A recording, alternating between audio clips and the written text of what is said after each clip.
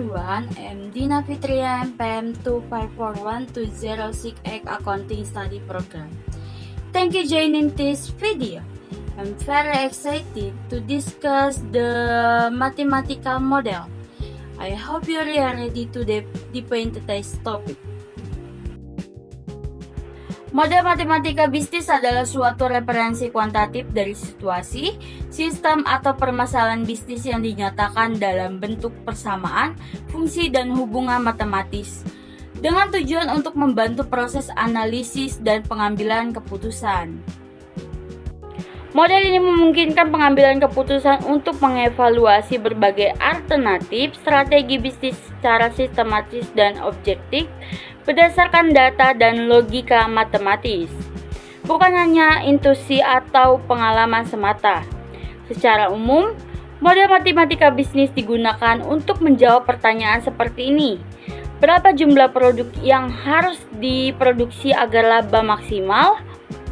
Yang kedua, bagaimana cara meminimalkan biaya transportasi? Yang ketiga, ada berapa jumlah stok optimal agar tidak kekurangan maupun kelebihan barang? Dan yang terakhir ada bagaimana memprediksi permintaan pasar di masa depan.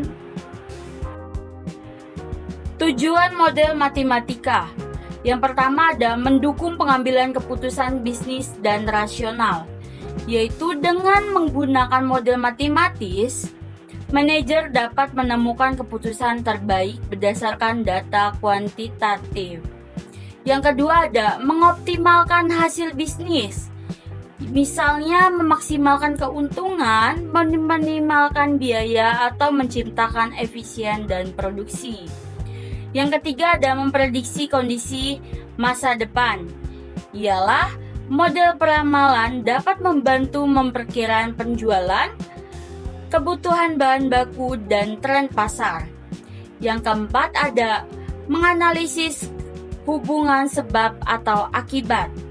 Model dapat menunjukkan bagaimana perubahan satu variabel atau misalnya harga mempengaruhi variabel lain atau misalnya permintaan.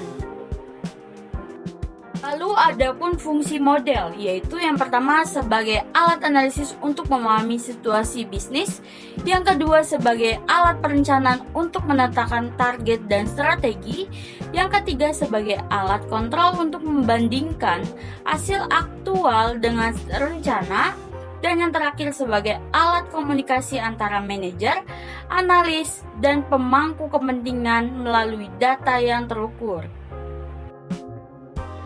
Lalu ada pun komponen model dalam matematika.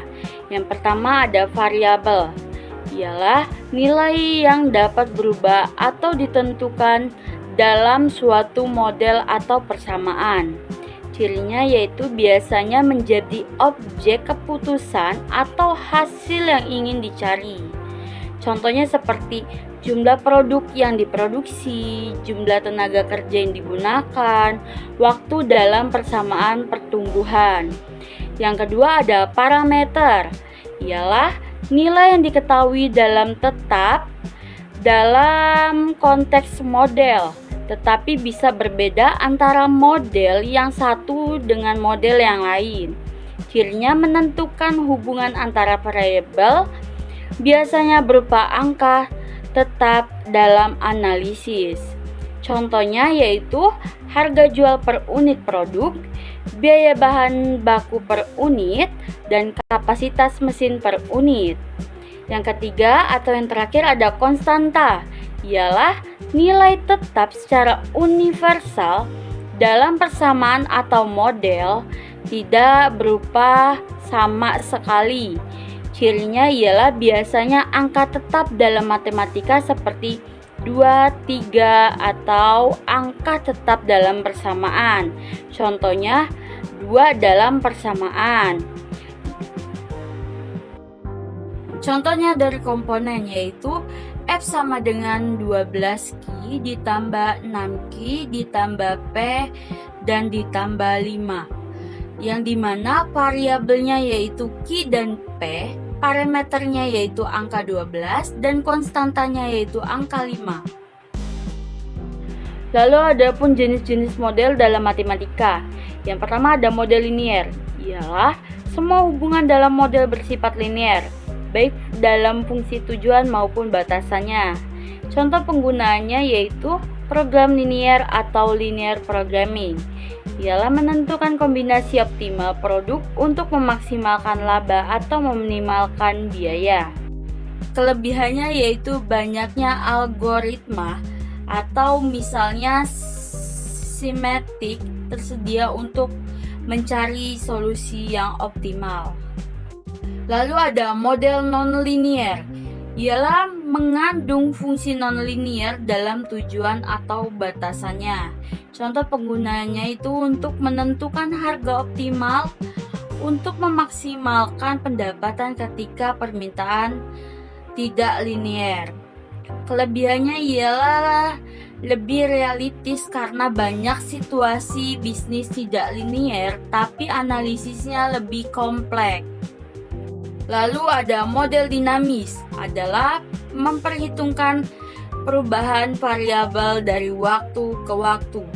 Contoh penggunaannya yang pertama untuk peramalan persediaan atau penjualan, yang kedua untuk manajemen kas atau investasi jangka panjang. Metode terkaitnya yaitu persamaan diferensial dan model stokastik dinamis. Yang terakhir ada model stokastik atau probabilistik, adalah memasukkan unsur ketidakpastian atau probabilitas. Contoh penggunaannya yaitu yang pertama untuk analisis risiko investasi, yang kedua peramalan permintaan dan distribusi probabilitas tertentu. Kelebihannya untuk memperhitungkan ketidakpastian yang realistis dalam bisnis. Lalu ada pun langkah-langkah untuk membuat model matematika. Yang pertama, identifikasi masalah bisnis. Contohnya yaitu perusahaan ingin memaksimalkan laba dari dua jenis produk. Yang kedua, menentukan tujuan atau objektif, ialah misalnya memaksimalkan keuntungan, meminimalkan biaya, atau meminimalkan risiko.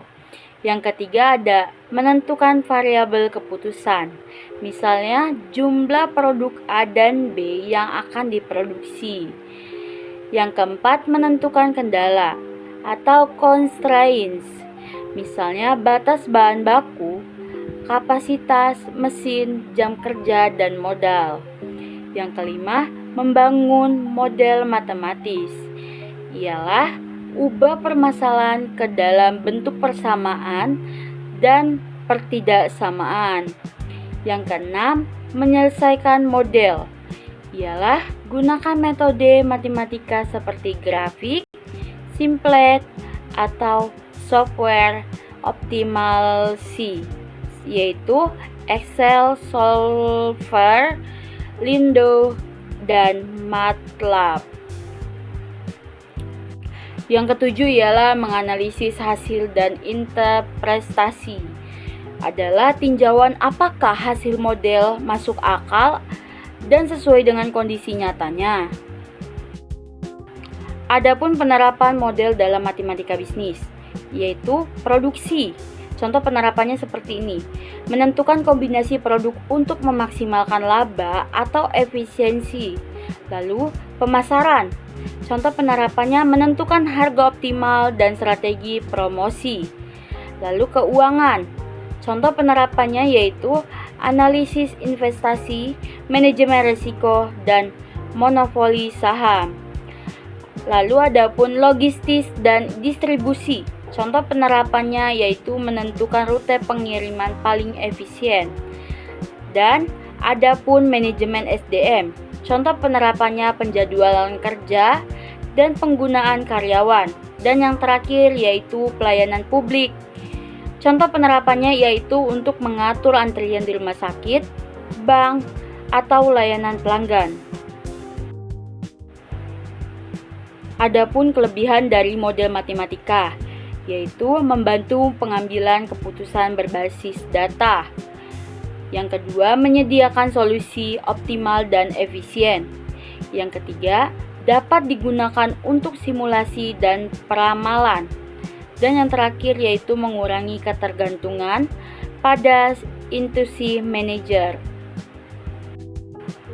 Setelah memahami kelebihannya, ada pun kelemahan model matematika. Yang pertama yaitu terkadang terlalu menyederhanakan realitas. Yang kedua, tidak semua faktor kualitas atau seperti motivasi karyawan bisa dimasukkan ke model. Yang ketiga, butuh data akurat dan lengkap. Dan yang terakhir, dapat memerlukan software dan kemampuan analisis khusus.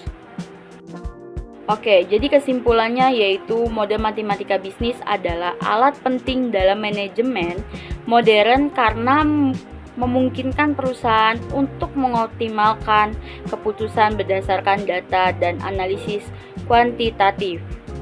Dengan memahami komponen, jenis, dan langkah pembuatannya, perusahaan dapat meningkatkan efisiensi, menekan biaya, dan memaksimalkan keuntungan dalam berbagai situasi bisnis. Okay guys, that is for this video. Don't forget to like and subscribe.